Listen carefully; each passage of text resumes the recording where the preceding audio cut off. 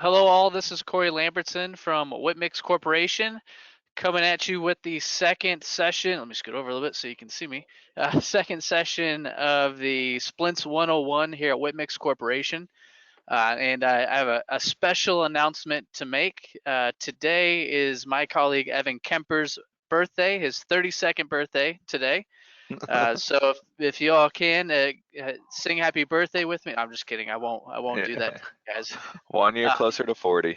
yeah, you don't want to hear me sing, but today is Evan's birthday, so congratulations, Evan, on your 32nd birthday, Yeah, and thank you for and joining and in. thanks ahead of time for everybody who's wishing me happy birthday in the questions and chat feed. Yeah, we appreciate it.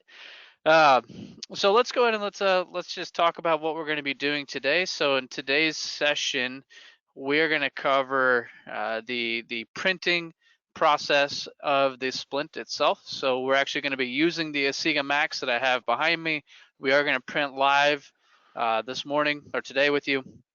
And then we're going to talk about the Composer software and show how to use it, how to nest it properly, what the limitations are when nesting, how to nest it properly.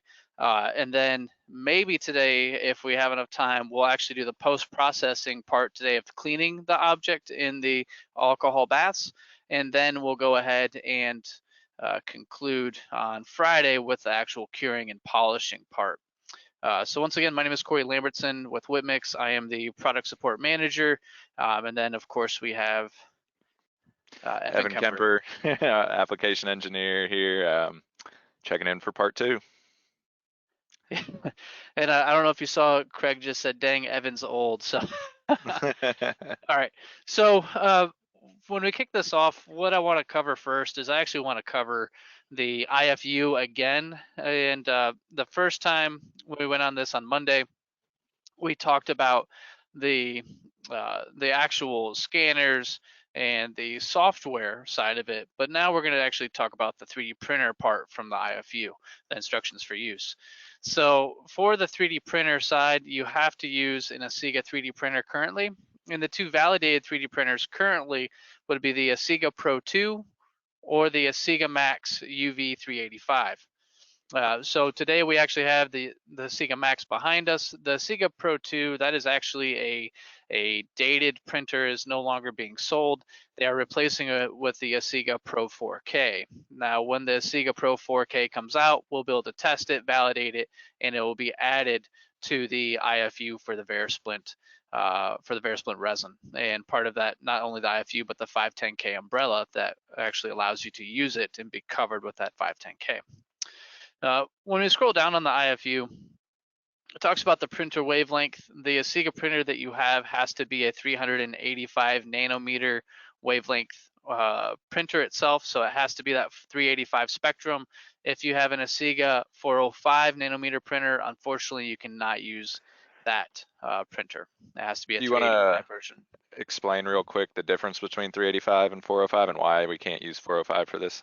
Yeah, absolutely. So a 385 nanometer versus 405 nanometer wavelength. The actual 385 is in the ultraviolet spectrum. The 405 nanometer light is in the visible light spectrum. And really the main difference is the formula. The formulas have to, I guess, counteract the depth of cure. And since the 405 nanometer, 405 nanometer light is in the visible light spectrum, it actually penetrates deeper into the object you're curing. So you'll actually have cured resin in areas, or cured resting resin in areas that you don't want to actually have cured. So you'll have improper fitment. The splint would actually print like a brick, and you actually wouldn't have the intaglio surface where you want it to be. And it's just going to decrease the accuracy. And beyond that, you wouldn't actually be able to print a true clear resin. It would have to be tinted. So if you look at, like, for example, NextDent Splint resin, they are a tinted resin. I believe it's like green, and that's to fight that 405 nanometer light wavelength. That you can't battle it with a 405 by printing clear. You have to use a 385. That was a good question. Yep. So on Monday, we talked about the splint design recommendations. We did that. And then we're going to go ahead and talk about the printing conditions. So the conditions, the resin, when you're printing, it has to be between 20 and 30 degrees Celsius. If it's colder than 20 degrees Celsius, you can put a heater built into the actual printer itself, so you can preheat the print envelope. So that works. And then beyond that, if it's above 30 degrees Celsius, well, unfortunately, you have to turn on the air conditioning in the laboratory or in the dental office. This does not have a cooling system to it. It's only heating. From there, we do have some nesting requirements, which is extremely important. So if we're looking at my screen, we have to be within 20 and 60 degrees of an angle when we're nesting in the Composer software. So we'll see that today. And then And go ahead. why exactly do we have to keep it within those angles? So we actually did a study here at Wimix on the, I guess what would make the most accurate splint and the most accurate fitting. And with the study we did, if you stay between that 20 and 60 degrees, you're gonna have the best fitting and most accurate splint itself. So we actually printed splints in different angles. And then we used a 3D comparison software to actually, we scanned the printed splints and then compared them with that software to see how the actual, I guess what was most accurate. And that's what we found is 20 to 60 degrees. Now there is something that you'll see in our marketing material, at least there used to be a photo in our marketing material of splints that were hanging vertically on the build plate, so straight down. That actually, if you print a splint vertically, you will have a little bit of what is called cure through in resting areas, and it will change the fitment. You can print vertically if you absolutely have to, but you're gonna have to increase that internal offset a lot, greater than 100 microns for it to fit the way you want. So we are recommending users to not do vertical, and you wanna stay within that 20 and 60 degrees to get the best precision possible. Good question again. So from here we have the splints. They can be printed at a slice thickness between 50, 75, and 100. I print all of my splints in 100, and the reason why is because it's a lot faster. And then you don't want to add supports to the intaglio surface. You want to do it on the opposing surface of the splint. I'll show you that as well today. And then from there, the next step that we'll actually be covering is the post-processing, which that's going to be done on Friday. If we do get to the cleaning part, we have to use, remember when you're doing the second bath of alcohol, it has to be fresh alcohol. Now we're using a cleaning unit that we're just testing. Currently in the IFU, you have to use an ultrasonic cleaner. This is just something that's a little bit more portable. Eventually we may have a Whitmix logo on this. It's a pretty cool little cleaning unit. It works really well, but you have to use fresh alcohol, and you can see how large this container is. That's a lot of waste, especially right now. Alcohol is really hard to get and with the circumstances we're in. So from here, I actually want to go ahead and start the print job, and then we're gonna jump back. And the reason why I wanna start it is because I want it to be finished today so you guys can see it. So I went ahead and actually got a fresh tray out.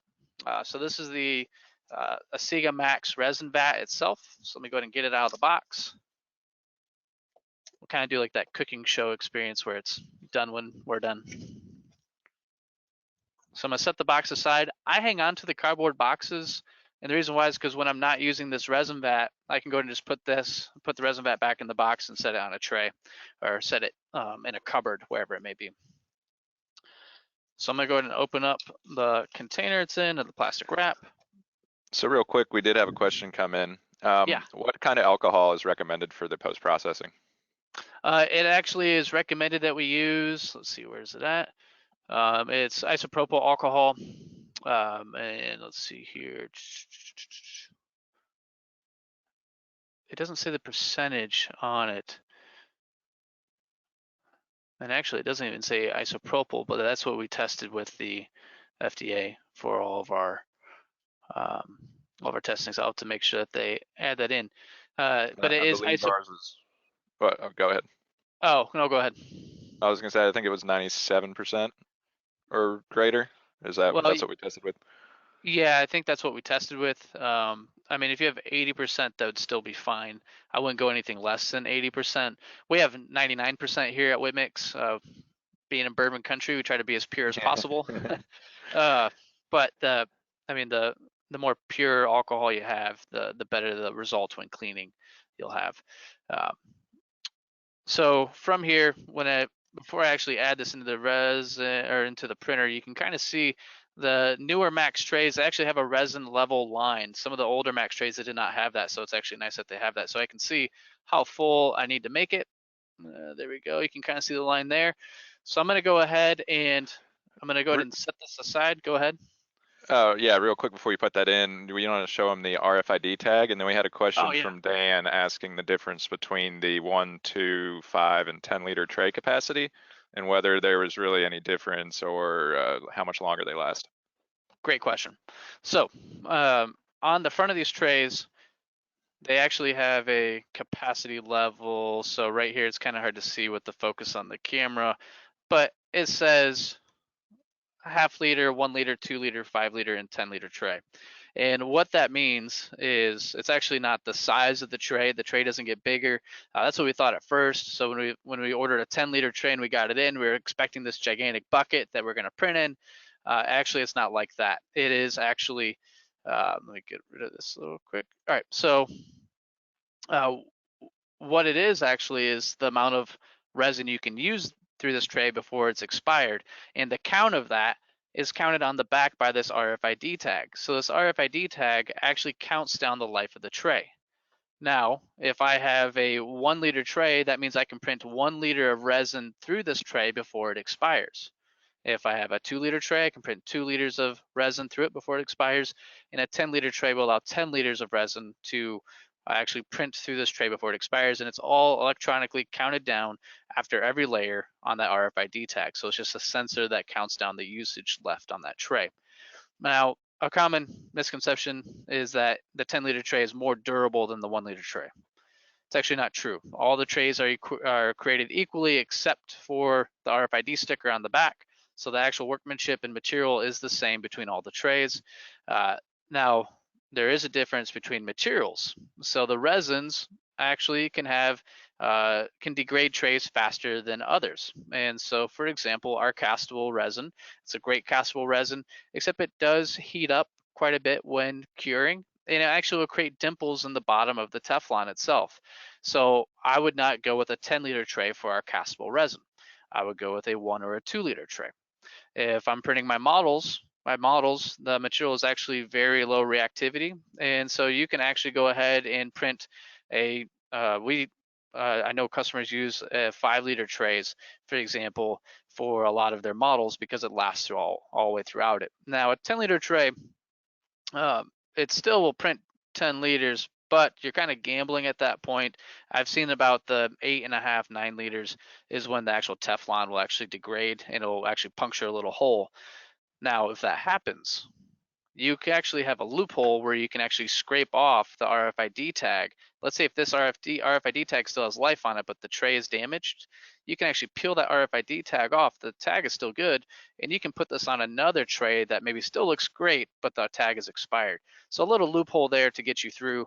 I hope that answers the question. It was Yeah, a long answer there. Let me that's some great info. I'm gonna go ahead and place this bad boy in the printer, and I'm gonna go ahead and fill up the resin vat, and I'm gonna go ahead and start the printer. So we went ahead and pre-sent a job over just so we can see it going. It's kind of fun to watch at first. After you watched it about 1,000 times, it's about the same. And then, well, if there's any other questions, if you want to answer them, Evan, go for it. Yeah, I'm going to answer a couple questions that came in while you're doing that. Yeah. So we had another question.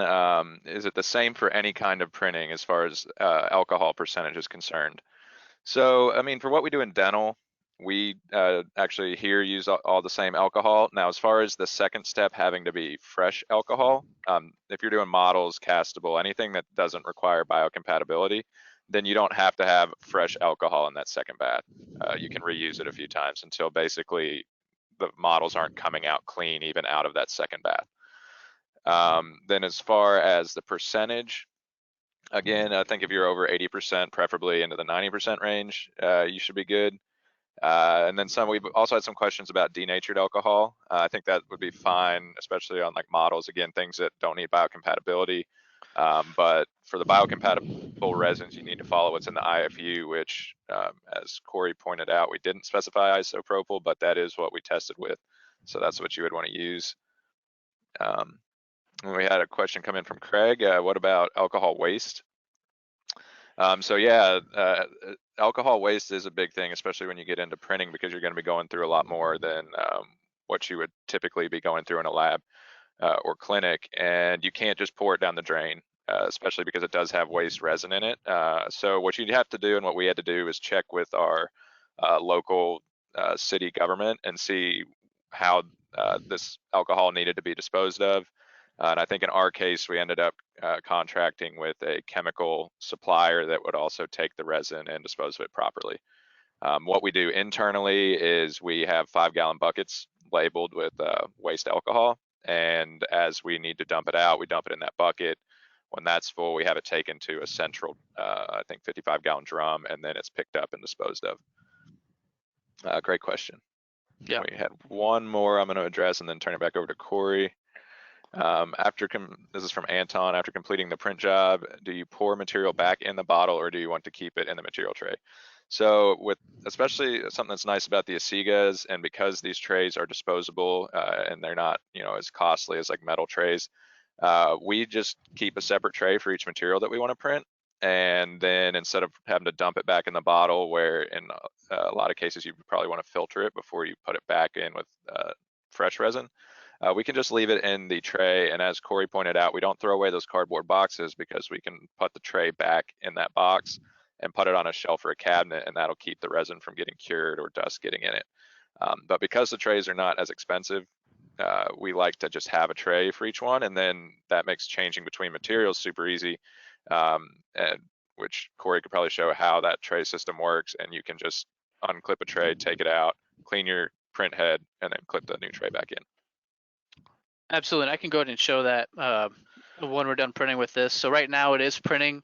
And so this is additive manufacturing. And so it's adding layer after layer to create the structure. Now it's a little hard to see on the actual touch screen of the printer itself, but something cool that Asiga has is they have a printer web interface. So let me go ahead and connect to that, and I can actually show you the touch screen, and you can actually see what's happening on the screen itself.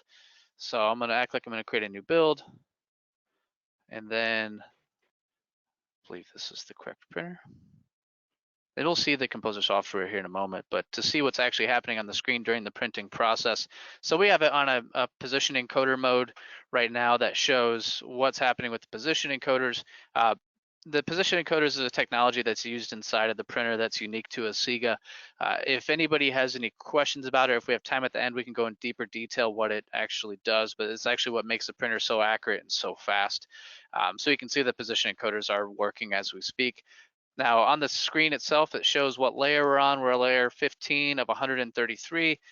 3 minutes have passed and we have 14 minutes left. So we're actually going to be printing 2 splints in roughly 16, 17 minutes, which is extremely fast. So let's go ahead and I actually want to jump into, let's say if this is your first time and you have the Asiga printer and you have it set up, but you don't have the material file for the Asiga, so for the VeriSplint resin, you can actually get that from Asiga's website, or you can get it from our website. And so if we jump to Asiga's website, when you log into your account, on the bottom, you have a tab that says Material Library. And if I select a material library, when I scroll down, I can see all the different resin manufacturers, and then I can see Whitmix down the bottom right. When I select on that, we can then see our VeriSplint resin profile, and then I can simply just go ahead and select download, and we'll download just that one profile. Now, if you don't have an account and you still want to see what that resin profile looks like, if you go to whitmix.com, or even if you have an account but you forgot what the username and password was, if you go to whitmix.com, and if I go to products and then 3D print resins, I can go ahead and select on my VeriSplint OS resin. And then if I scroll down, on the right-hand side, there's VeriSplint 19.1 material file. So that does the same thing. It allows me to download that material file as well. So that would be the first step of getting the resin profile into your 3D Print Composer software. And while we're on the Asiga, oh, go ahead. Yeah, while we were back on that, on the Whitmix resin page, we did have a question come in about if you need a mixer for the resin. You want to go ahead and answer that one? Especially compared to some other resins. So there are some other resin manufacturers that sell what I like to call a hot dog roller. And so, and the reason why is because they have a lot of pigments in their resin, and they don't have a what is it called, a pigment suspender in their formula. And so because of that, the pigments settle out. So it's just like paint in your for your house. And so over time, the pigments in your paint, they settle out. Well, for some resin manufacturers, they settle out in a matter of days.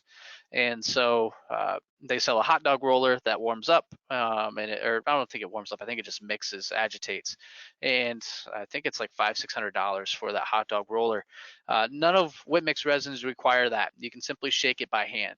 Now, let's say if you did purchase one of those other manufacturer resins and you needed to have that roller and roll it for 2 hours or whatever it's instructing on the IFU, there's something even better yet. If you go to harborfreight.com, which I think everybody knows what a Harbor Freight is,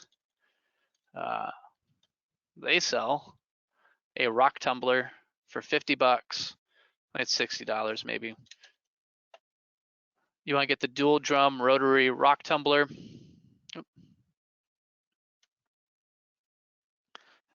So you can get this for $57.99. They always have a 20% off coupon.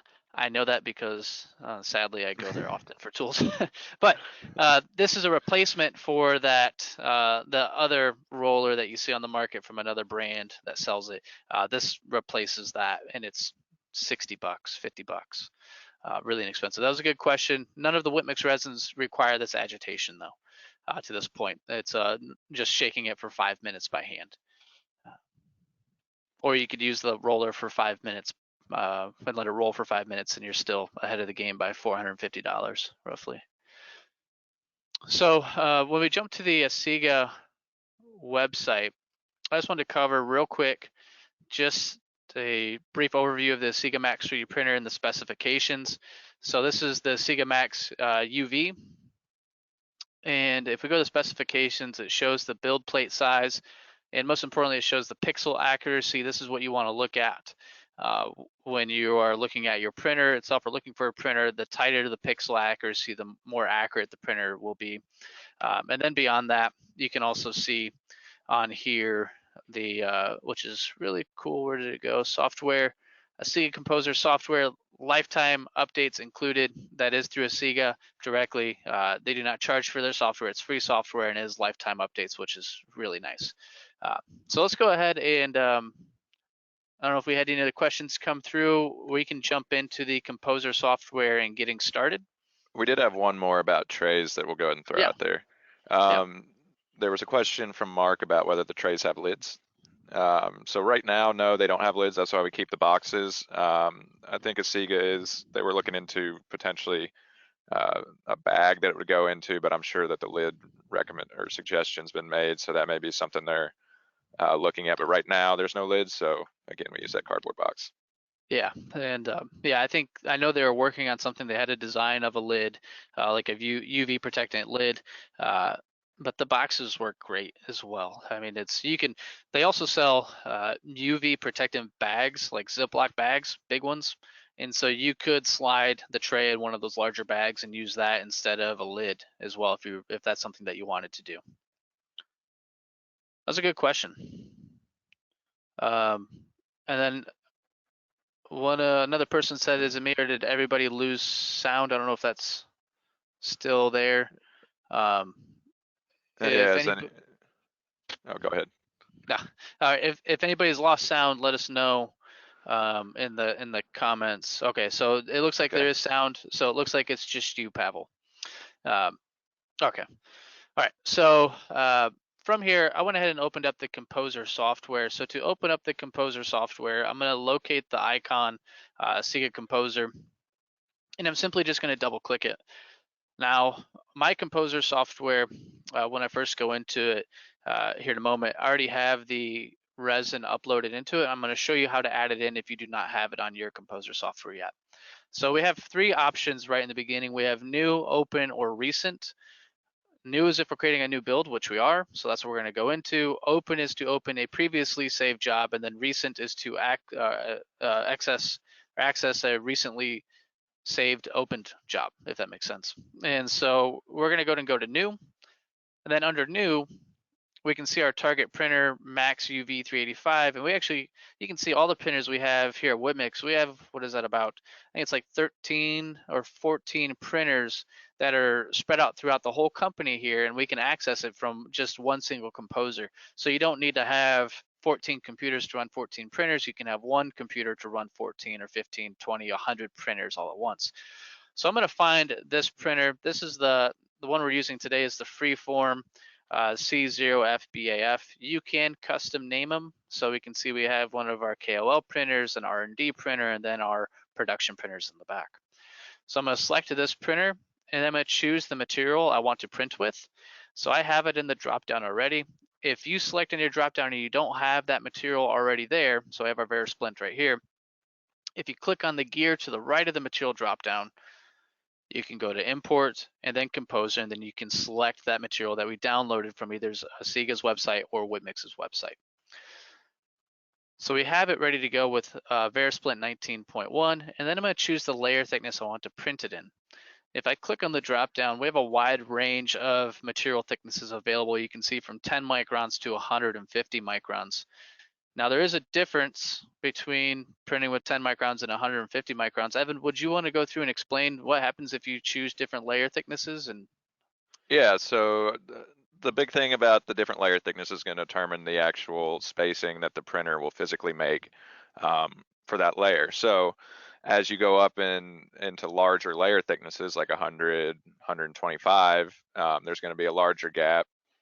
It's going to be a faster print time because it's not as many layers, but you will see more of a surface kind of topography, lines on the surface with those higher layers. The smaller you go, the less or the more accurate it'll be, but also the more time it's going to take. But also if you go way down, because these printers do have a resolution on the z-axis of 1 micron, then you might think, well, I'll go to 1 micron, that'll be the most accurate print I can do. But there's actually kind of diminishing returns in accuracy and potential print issues when you start getting going really small.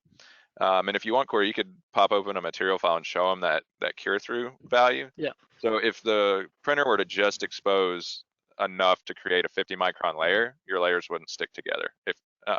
So there's a cure through offset, and what that does is actually tells it to expose an additional, in this case, 95 microns of time, so that it's basically curing into the previous layer or into the build plate on the first layer.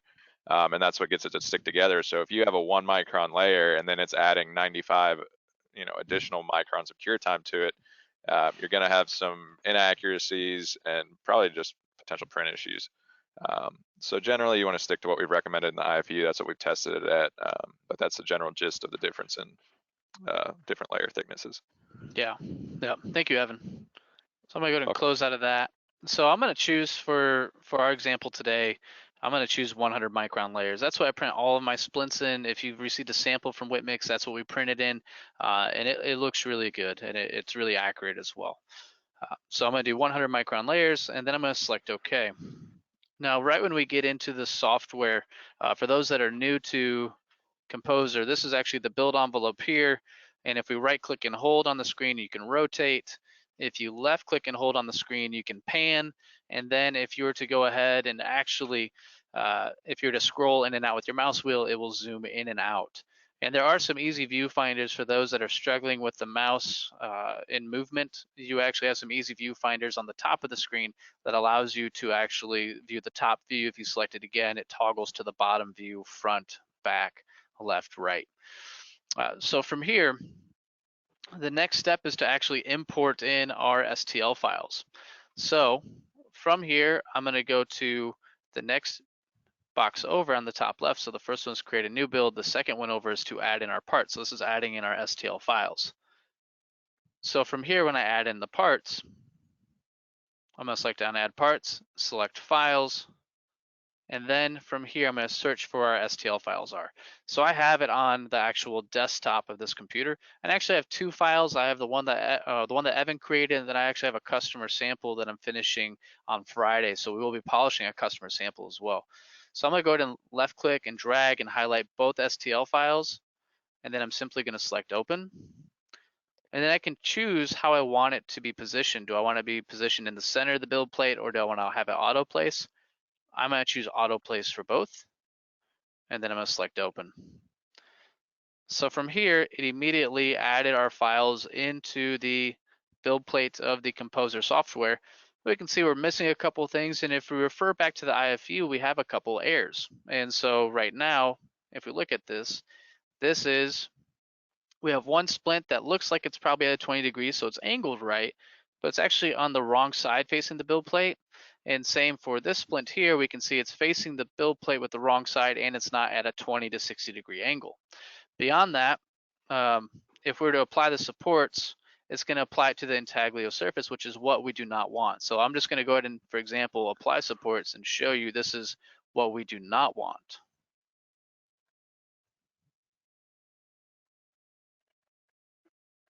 So this is not what we want. This is not good. So I'm going to go ahead and I'm going to select undo. You want to just elaborate a little bit on why you don't want to do that? Yeah, sorry. No, you're good. So if we see all these supports is placed on the intaglio surface, and when the patient goes to seat this onto their dentition in their oral cavity, they're going to have to remove every single support nib and make sure, or nub, and make sure that those actual support pins are not in a positive feature, preventing it from seating properly.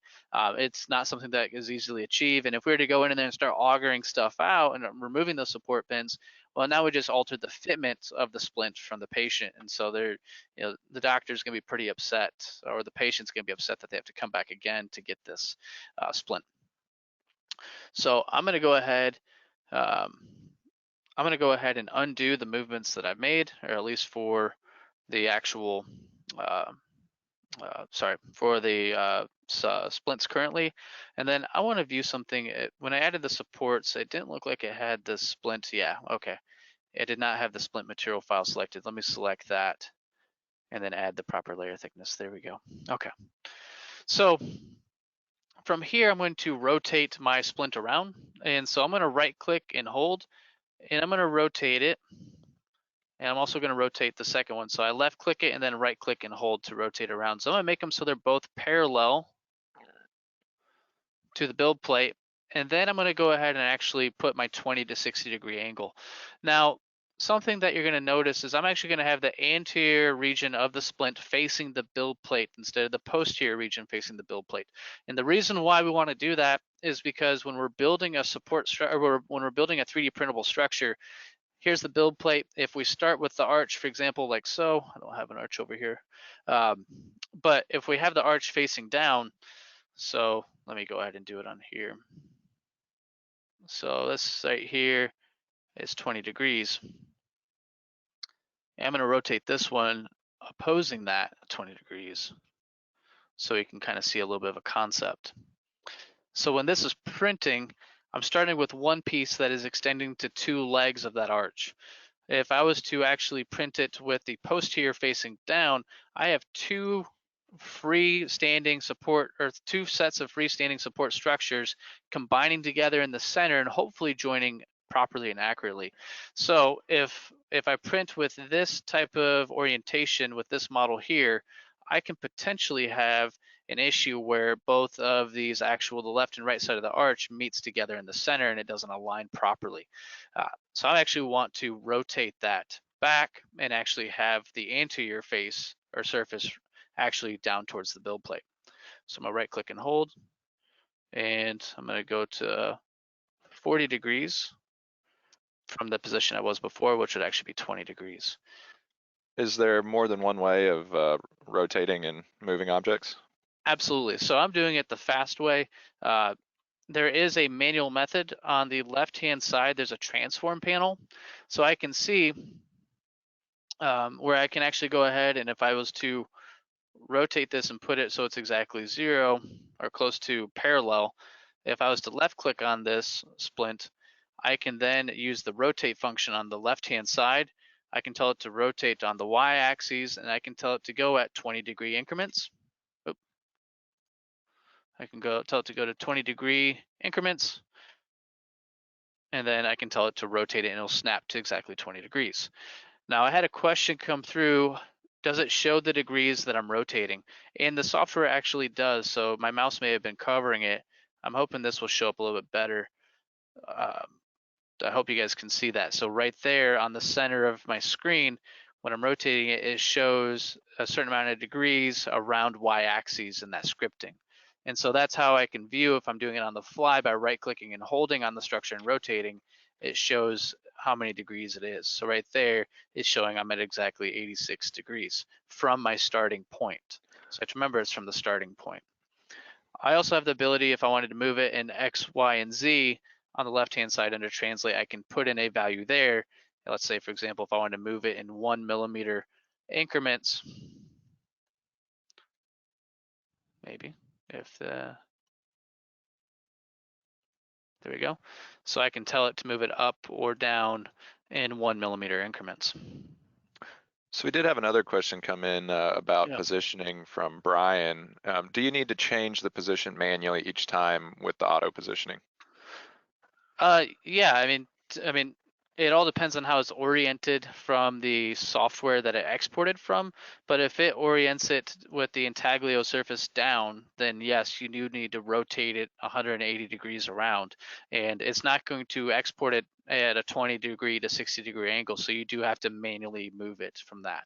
Now we're showing this in multiple ways, so it's looking like it's taking a lot longer than it naturally would once you're actually using the software.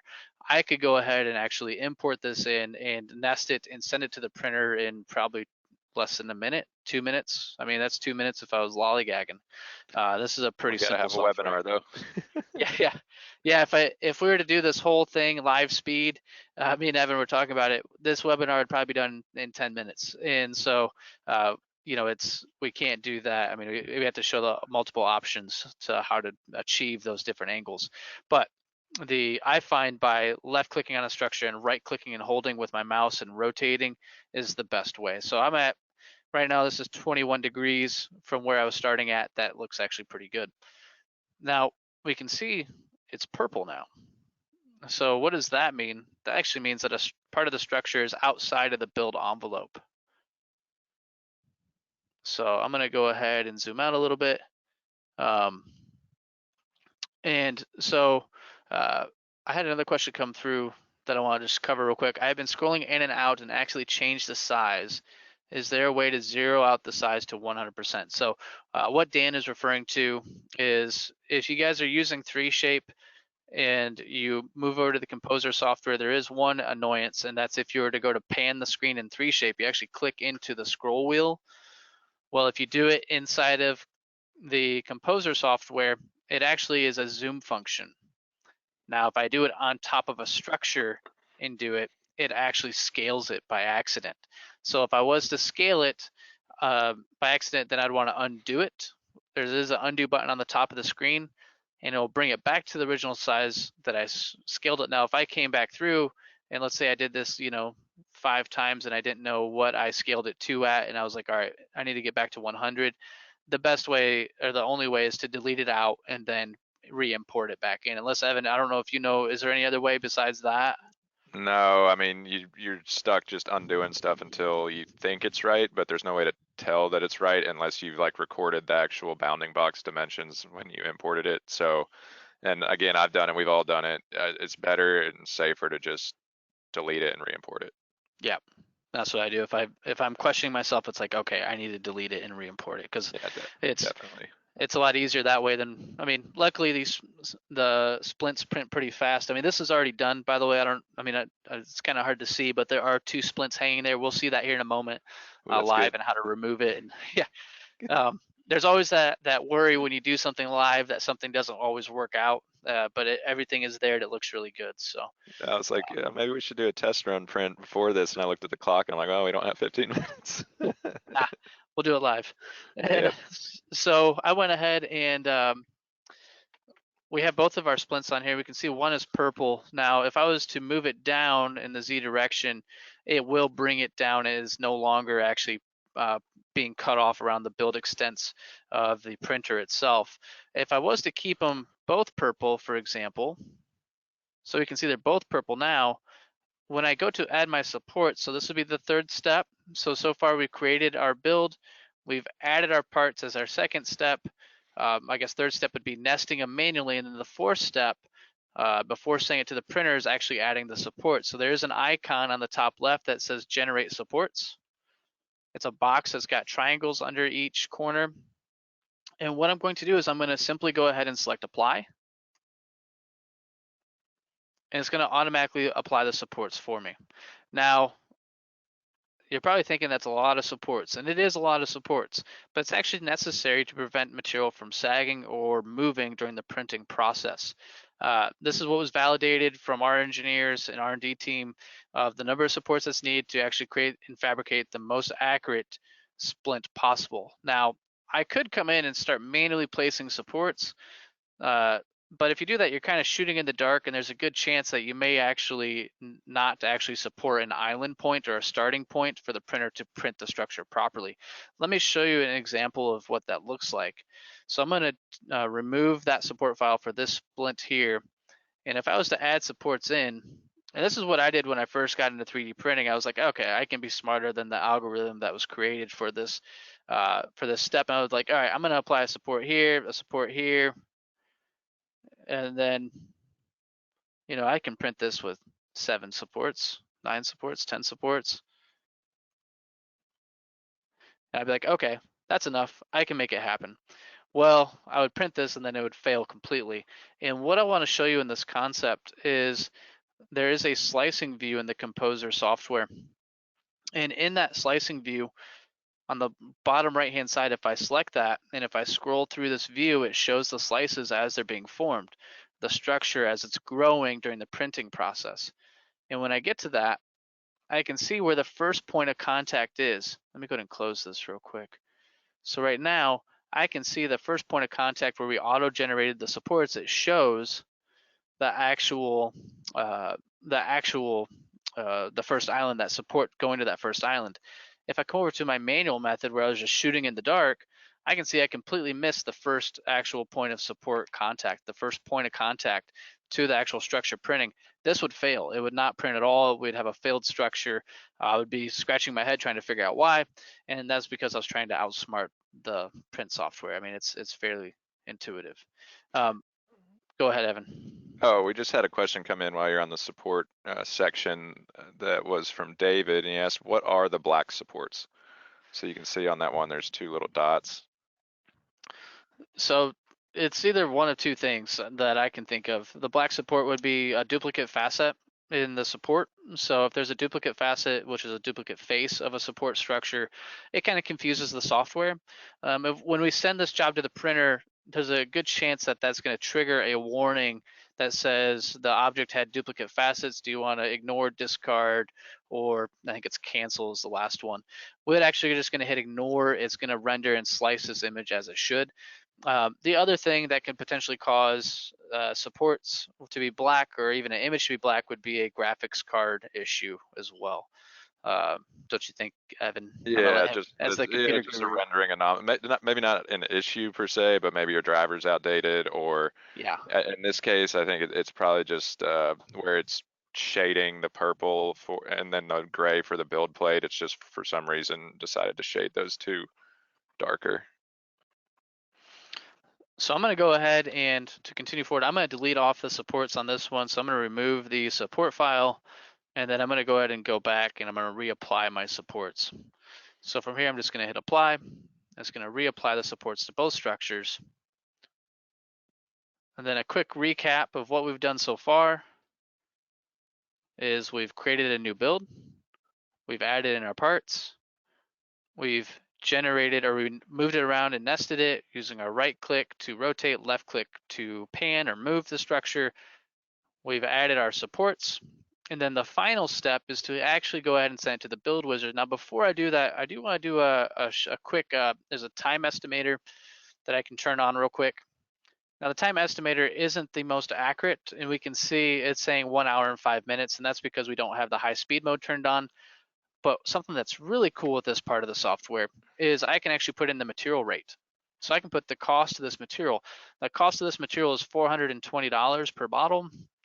So for both of these splints that you can print in roughly, I would say 25 minutes, 20 minutes, because of the angle they're at, 25 minutes total. You can print both of these splints. It's only going to cost you $10, which is extremely cost effective. It's extremely fast, and you'll see here on Friday how accurate and how good this looks when it's done properly. So that's just a little tip for those that are newer to the Composer software. You can actually put in a cost for that. If you were to include the cost of the 1 liter tray, which is $80, I believe, you're looking at $500 total. You're looking at $11.90 for 2 splints, so $5 and about $6 each, which is really cheap.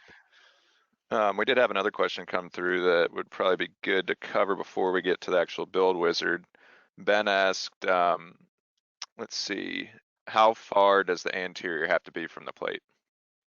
How far? Okay, so in the there's no actual limitation for how far. The actual support structures when we apply it. So if we go to supports, there is a automatic height leveling feature. So it automatically moves it to exactly what this number is. So these, remember, they were negative. They're actually sticking through before I added the supports.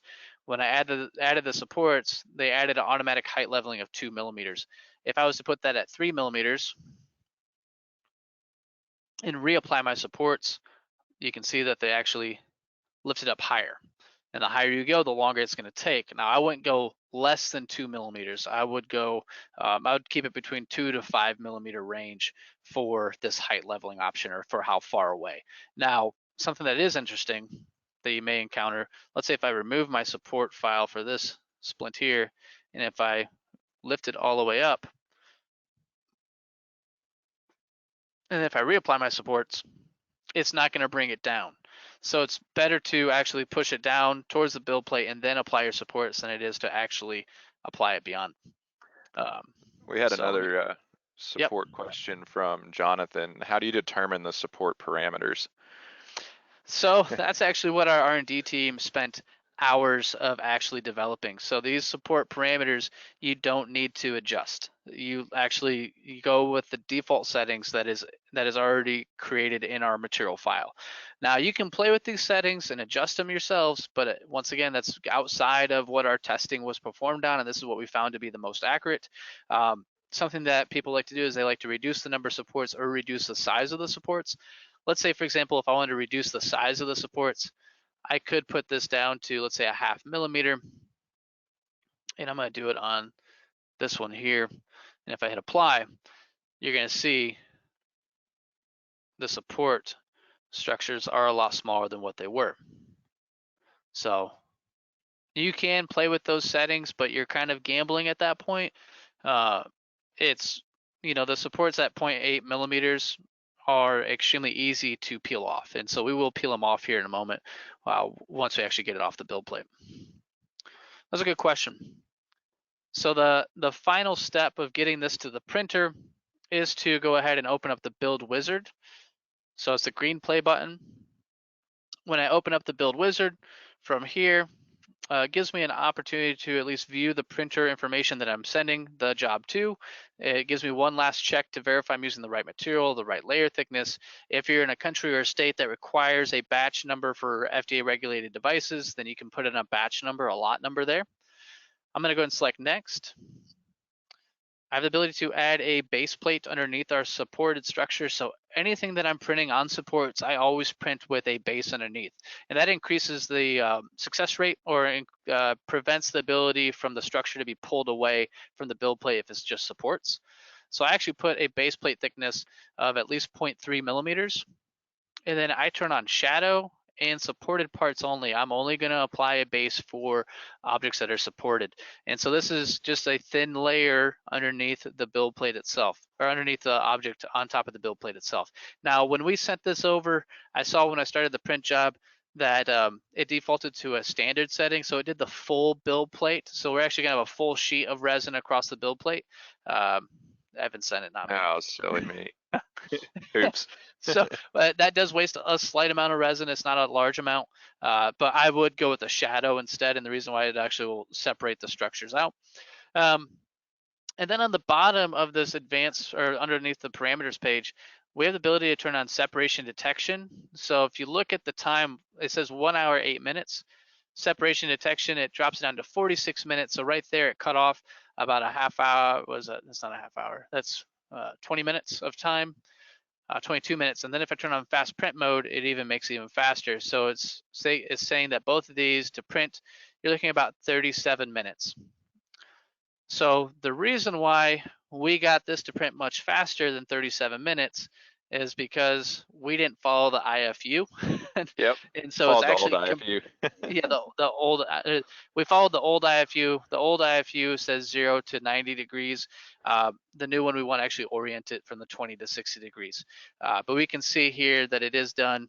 And it did only take 16 minutes. Now you can still print at that 0 degree and it's still gonna fit, but we found it to be less accurate than at that 20 degree. Print both, try different orientations. You will find something that's like, you know what? I don't really see a difference between the 20 and 0. I'm gonna always print them at 0 degrees. I'm gonna print them parallel to the build plate. That's really at your discretion. This is just what our testing found.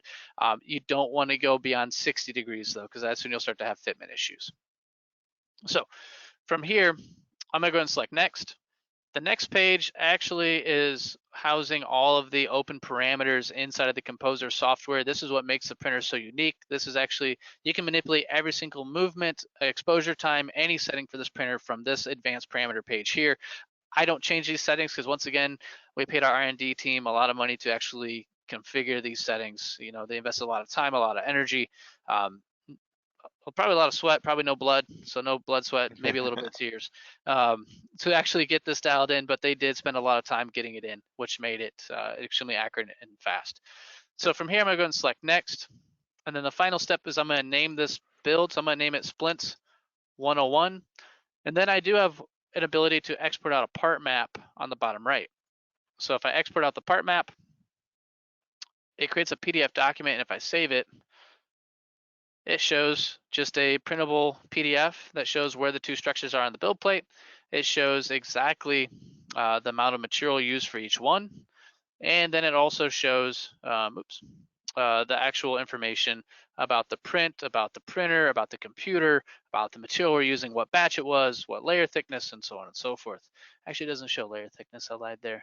But it does show the material and it shows the batch. So from here, I'm gonna go to minimize it. And I'm actually going to send the build over to the printer. And so immediately I got that warning that says the model contains 36 duplicate facets. I'm just going to hit ignore. And what it does is actually takes the three-dimensional structure behind it, and it actually takes those three-dimensional structures and it cuts it into slices or layers. It compiles the slices together, the layers together, and then it sends all the slices over to the printer. Now it does not start until we tell it to start, but we will start it again here. So from here, let me do this and then we'll jump to questions real quick. Yeah. So the very last step is I always view slices before I actually start the print job. And it's always going to jump if you're on the latest version of the software. It'll always view slice number 1. This is the hands down most important slice of the print software. And the reason why is because it shows the first layer of the objects being actually attached or being exposed for that first layer. If you came in here and only saw one splint and you had 2 nested, you need to go back to the drawing board and make sure that you had your supports oriented properly. Maybe there was an error with the STL file, whatever it may be. You just want to make sure that when you come to slice number 1, we have both splints actually on exposing in slice number 1. Go ahead, Evan.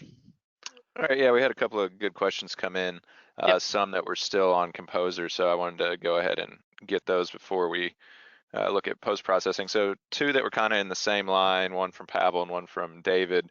One, can you use the fast mode all the time? And then is it safe to use the fast print mode all the time? Or will the machine suffer? Gotcha. The machine won't suffer from fast mode. I have found about a loss of 10 microns if you print in the fast print high speed mode.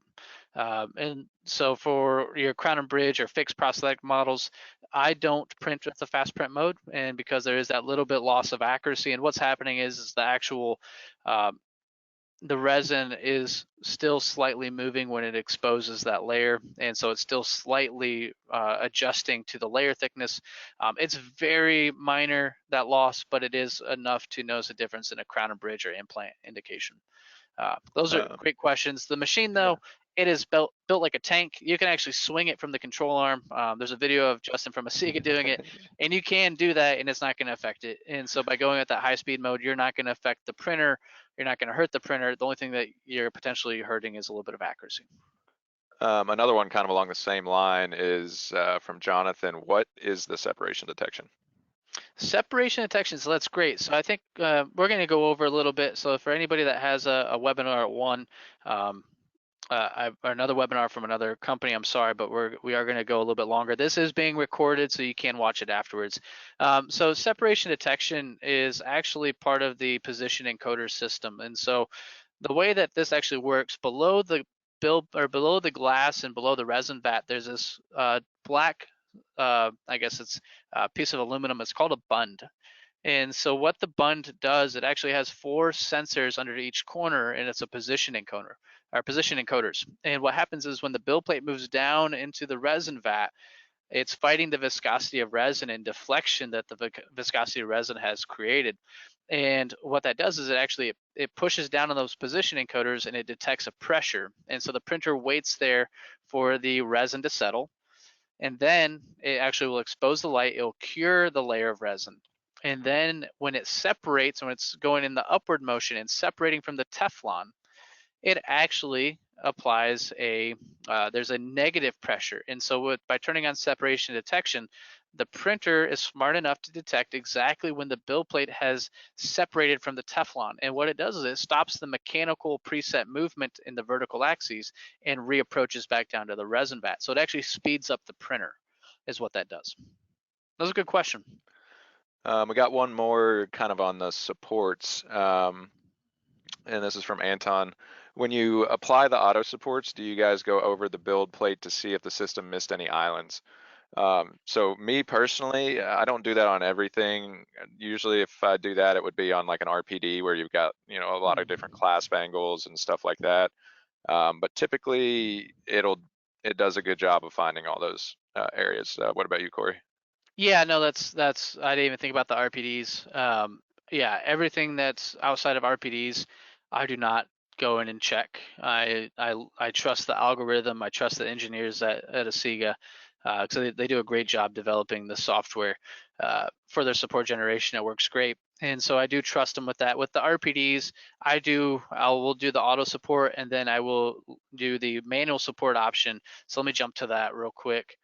And then I will roll through that, close. I will roll through that slice view. And so I'll click on add, and under add, I can come in, and let's say if there's an area I missed, I can left click and select an area. Now these areas weren't missed, these will print fine, but if it was for an RPD for a clasp, like Evan said, then I would actually try to capture that. That was a really good question and good answer, Evan. Yep, yeah, you too.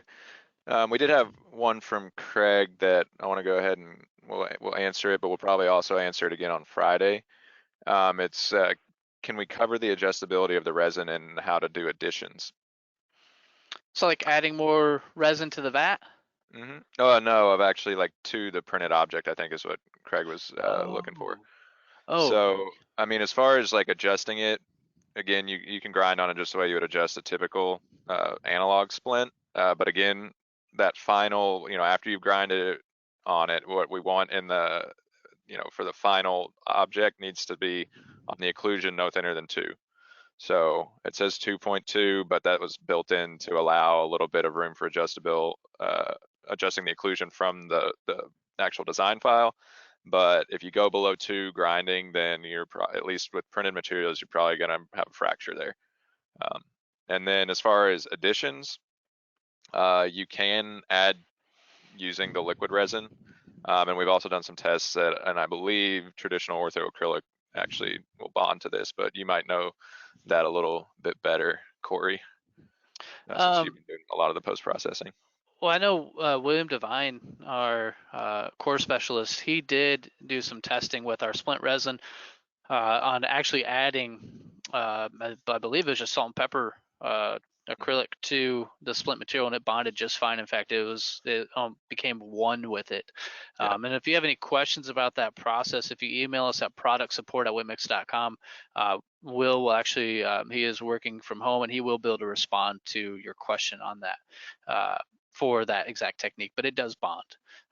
So I'm going to go ahead, and while everybody's still on, I'm going to go ahead and take the object, or take the splints out of the printer, and so you can see them on the actual camera.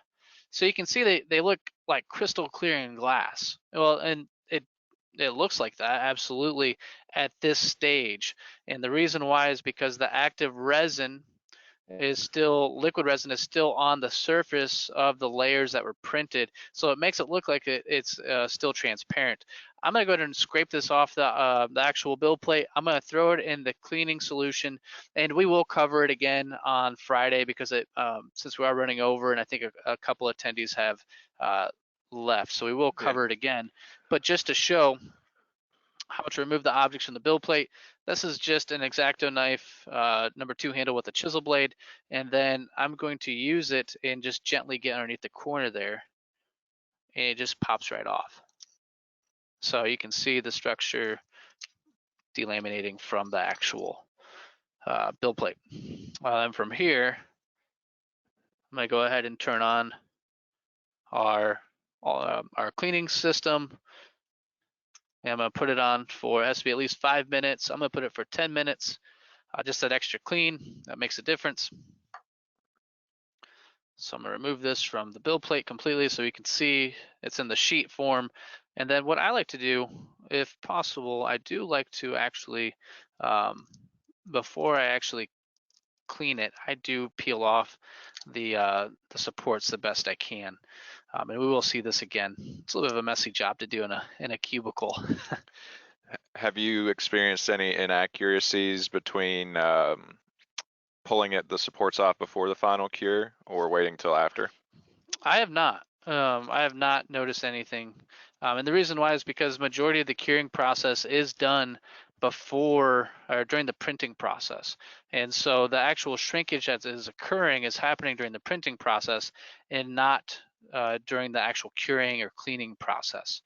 Now, that's for our resin. Now, there are other resin manufacturers out there, and usually the inexpensive resins actually shrink when you do the final cure process. So we can see I went ahead and removed it. It still looks like glass, but when we're done with this, it's going to actually look frosted.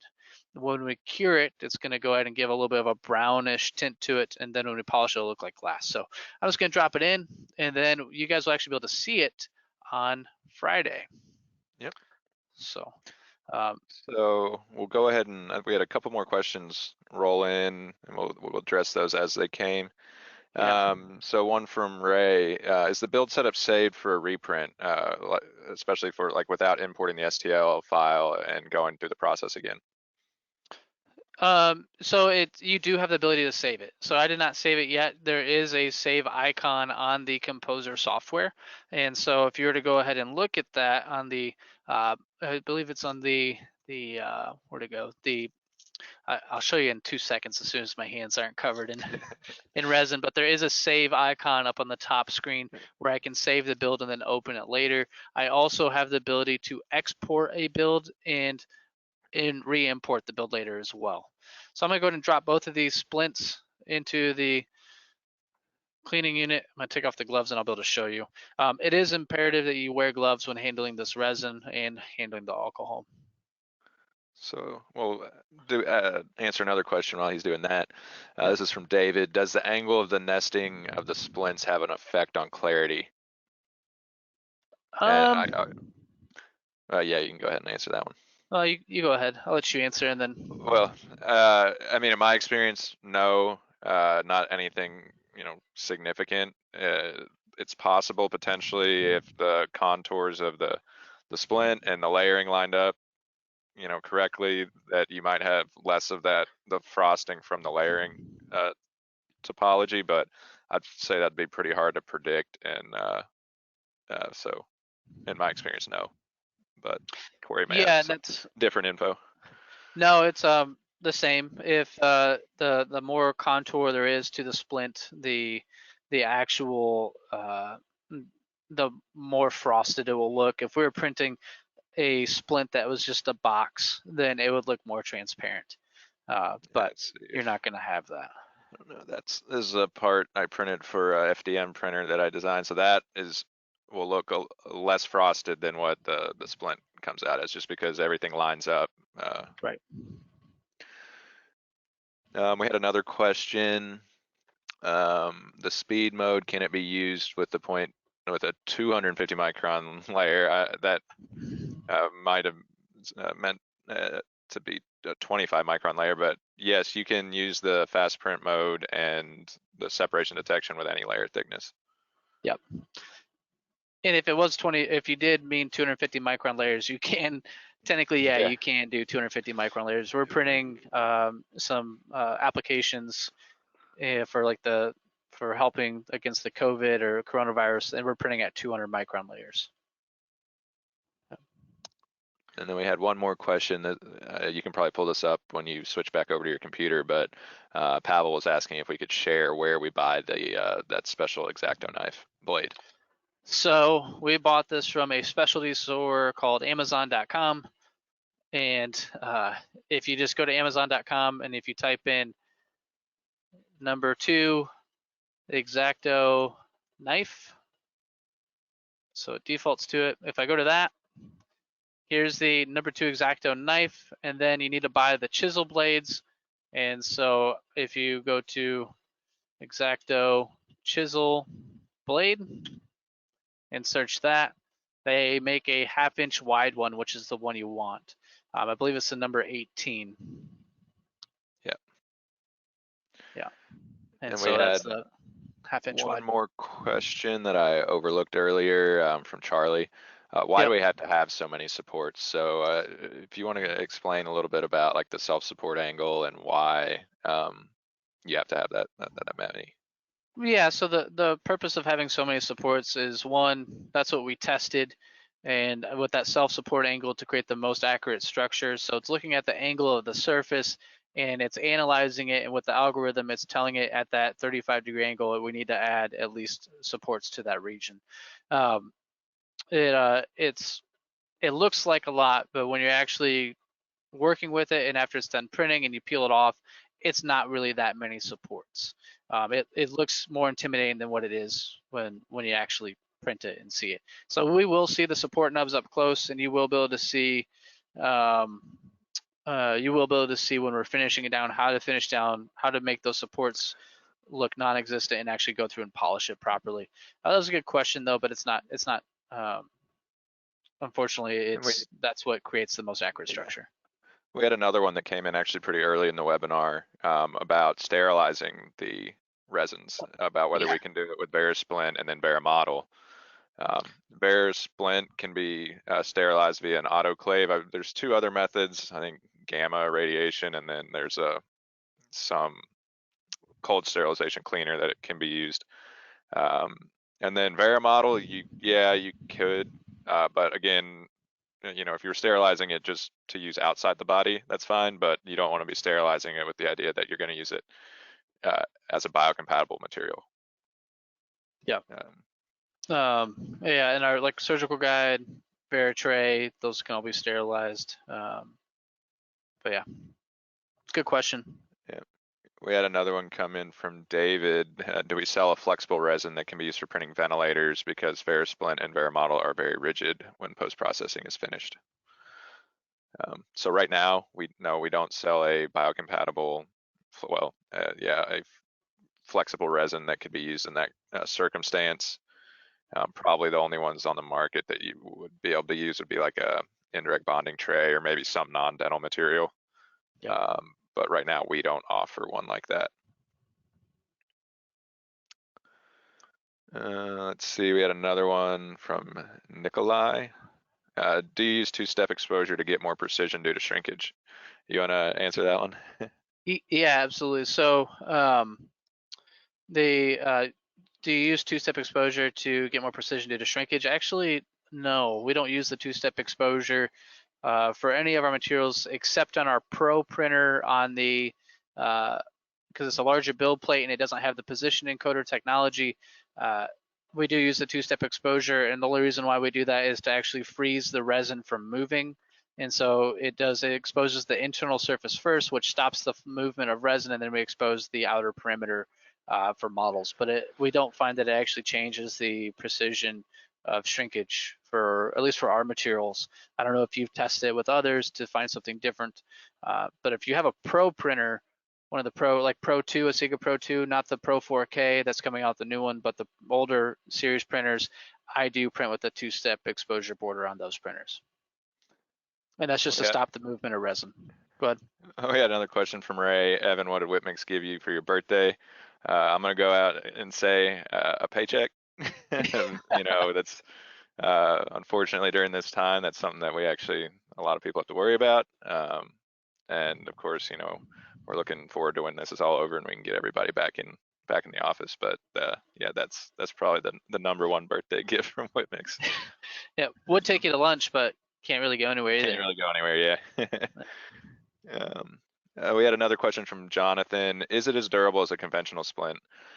So this is actually something that we've been dealing with in the past couple months, is kind of managing expectations on the difference between a printed, conventional, or even a milled splint. And so if you were to take the exact same splint, 1-to-1, designed in the thicknesses for a milled or conventional, then no. That's why in the IFU we do have those design specifications that need to be followed. The printed splints, and not just our material, but any of the printed splint materials out there, do need to be thicker than the traditional milled splint to resist fracturing. So that's if you go below that 2 millimeters. And again, if you were in the webinar Monday, we're in the design, we're using Formlab's recommendations, which mirror our own, that you can't go below 2 on the occlusion, maybe a little thinner on the sidewalls where don't have as much force, but in the occlusal area, it has to be 2, where on like milled or conventional, you may be able to go down to 1, 1.5. So that is things to be aware of, especially when you're bringing this in as a new business model. You need to kind of look at, well, can I just switch all over to printed splints? Maybe not. You know, if you have patients who can't tolerate that much of an opening, then in that scenario, you would need to go milled or conventional. And this is kind of the first round of splint resins from us and other manufacturers. As we move forward and 3D printing keeps growing in the industry, I'm sure that'll change. We had 2 more things come in, both from Dan. Dan said, well done guys. Now go enjoy your birthday, Evan. And then probably tomorrow. He said, can't wait for Friday for me to turn these splints crystal clear, and I can't wait to show you Dan. I'm ready for this. And then Francisco said, thank you again, guys. So thank you all so very much for your time today. Apologize for going over, but it's a lot to pack in. We will finish talking about the actual cleaning process for the splints. We'll do the live curing, and then we'll go ahead and dive straight into polishing and pumicing and polishing the actual splint itself. So thank you again for your time. Thanks, everyone. Yeah, and don't forget, it'll be it'll be Friday, noon to 1. And then also there is CE credits available now, so we will be emailing everybody that has taken this course. So for people that are looking for it. And I believe the other courses, if they were approved. Yep, and the past courses as well. Yep. Thank you all. Take care. Thanks. Bye.